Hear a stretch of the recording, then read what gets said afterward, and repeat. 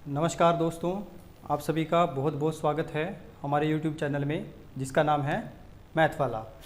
तो चलिए आज हम बात करेंगे दोस्तों +2 क्लास के मैथ के बारे में, जिसमें हम कवर करेंगे सबसे पहला चैप्टर मैट्रिक्स।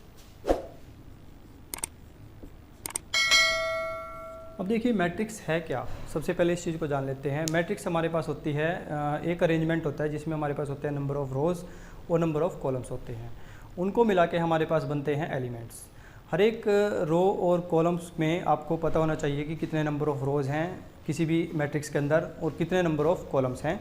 तो सबसे पहले मैं आपको बता देता हूँ रोज़ किसे कहते हैं दोस्तों। रोज़ के लिए जब हम बेसिकली बात करते हैं, जैसे कि मेरे पास कोई मैट्रिक्स है, दिस वन 1 2 3 4। रोज़ में हमारे पास जो भी आप काउंटिंग करेंगे वो आएगी आपके पास हॉरिजॉन्टल में कुछ इस तरह से। तो आप देख सकते हैं एक नंबर आपके पास हॉरिजॉन्टल की फॉर्म में ये है और एक ये है।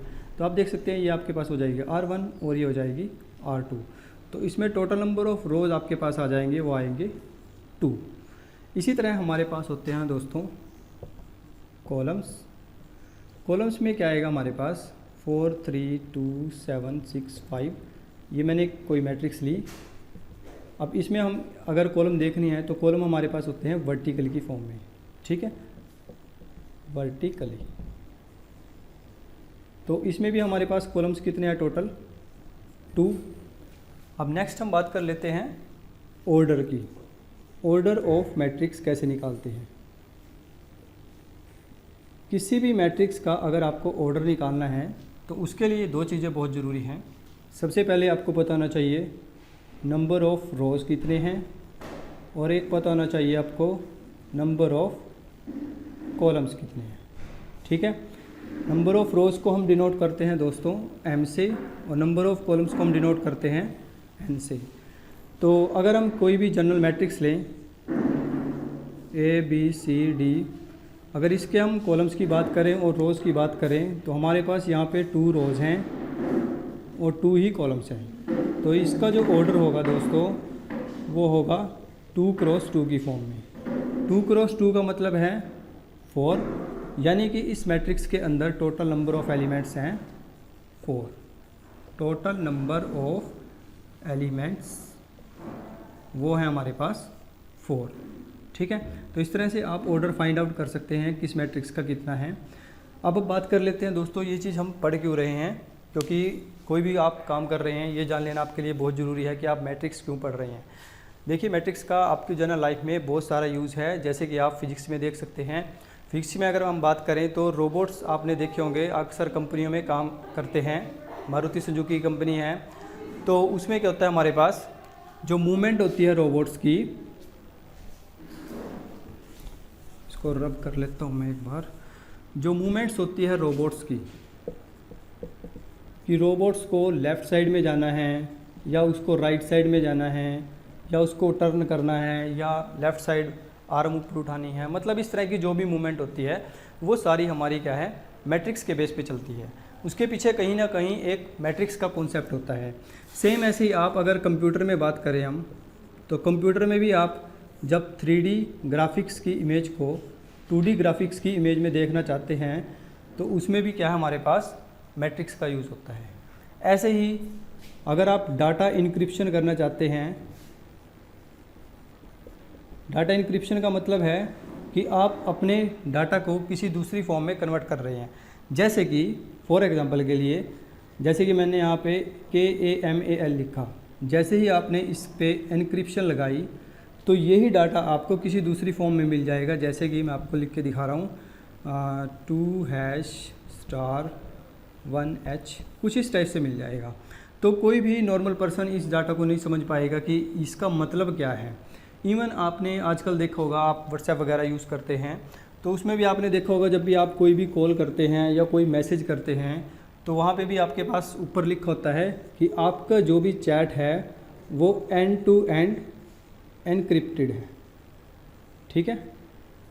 तो उसका मतलब क्या है कि आपकी जो भी चैट है वो इस डाटा में सेव हो रही है जिसको कोई भी रीड नहीं कर सकता है, ठीक है। तो ये एक नई फैसिलिटी है व्हाट्सएप की तरफ से। आजकल तो बहुत सारी एप्लीकेशनें चल रही हैं जो डाटा इंक्रिप्शन का काम करती हैं। तो नेक्स्ट हम दोस्तों बात कर लेते हैं अब इसके बाद मैट्रिक्स के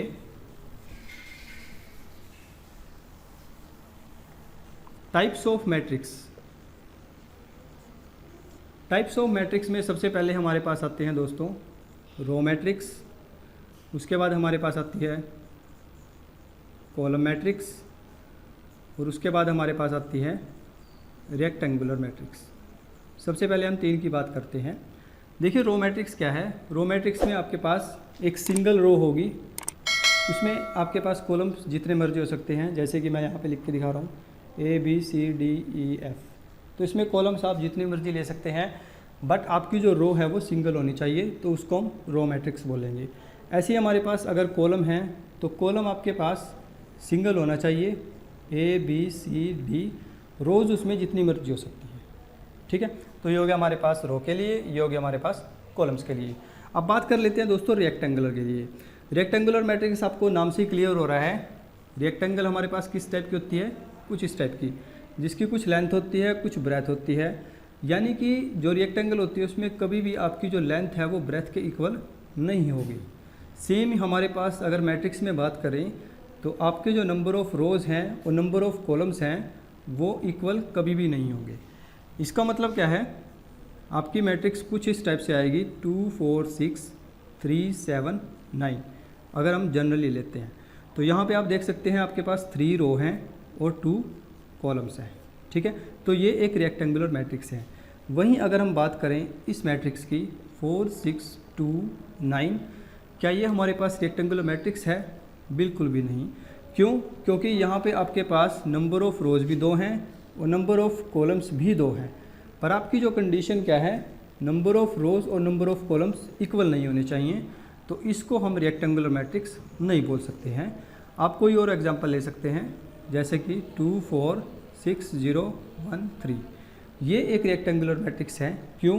क्योंकि यहाँ पे जो रो है वो है 2 और कॉलम्स आप देख सकते हैं 3। इसको बोला जाता है ऑर्डर ऑफ ए मैट्रिक्स, जैसे कि हमने अभी थोड़ी देर पहले पढ़ा था।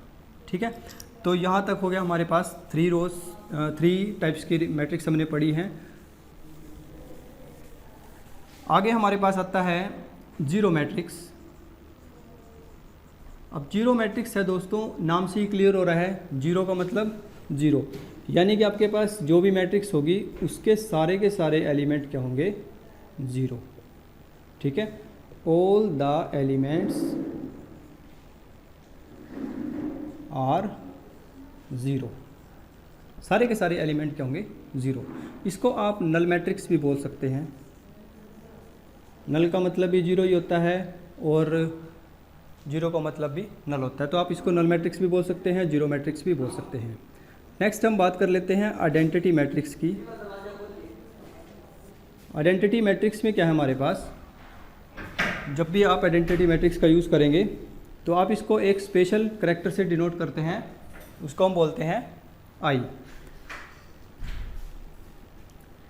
तो आई से जब आप इसको डिनोट करेंगे तो इसमें भी आपके पास काफ़ी सारे ऑप्शन आते हैं। आइडेंटिटी में क्या है आपके पास, जैसे कि ये है हमारे पास, इसमें आपके जो डायगोनल्स होते हैं, डायगोनल्स शुड बी 1। डायगोनल भी बोल सकते हैं आप, प्रिंसिपल डायगोनल भी बोल सकते हैं।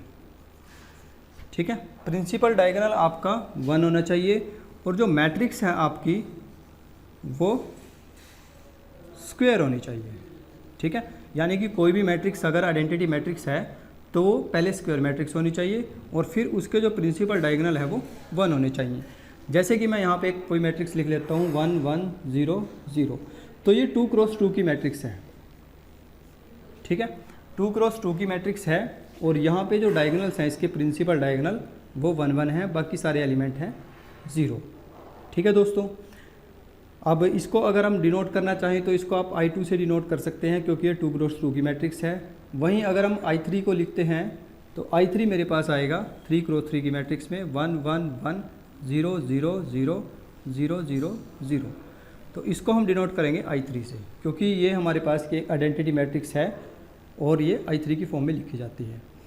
इसके बाद हमने अभी एक वर्ड यूज़ किया था स्क्वायर मैट्रिक्स। ठीक है, तो स्क्वायर मैट्रिक्स क्या होती है दोस्तों, जिसमें हमारे पास नंबर ऑफ रोज इक्वल होते हैं नंबर ऑफ कॉलम्स के। ठीक है, जैसे कि कोई मैट्रिक्स हमने लिखी 4 7 1 3 2 9 -1 0 1, तो ये एक स्क्वायर मैट्रिक्स है। क्यों? क्योंकि यहाँ पे 3 रो हैं, आप देख सकते हैं 1 2 3, और 3 ही इसमें कॉलम्स हैं, तो ये 3 क्रॉस 3 की मैट्रिक्स हो जाएगी और इसको हम स्क्वायर मैट्रिक्स बोलते हैं। सेम ऐसे ही आप 2 क्रॉस 2 की मैट्रिक्स बना सकते हैं 4 3 2 7, तो ये भी क्या है, हमारे पास एक स्क्वायर मैट्रिक्स है। क्लियर है दोस्तों? तो आज की वीडियो में हमने सीखा कि हमारे पास मैट्रिक्स किसे कहते हैं, किस तरह से हम मैट्रिक्स को यूज़ करते हैं, हमारी जनरल लाइफ में किस तरह से यूज़ की जाती है, और इसके साथ साथ हमने सीखा कि हम मैट्रिक्स की टाइप कौन कौन सी होती है, रेक्टेंगुलर मैट्रिक्स कौन सी होती है, जीरो मैट्रिक्स कौन सी होती है, आइडेंटिटी मैट्रिक्स कौन सी होती है, स्क्वायर मैट्रिक्स कौन सी होती है। ठीक है, तो आज की इस वीडियो में इतना ही दोस्तों, मिलते हैं एक और नई वीडियो में। तब तक के लिए आप खुश रहिए, स्वस्थ रहिए, बाय बाय, टेक केयर।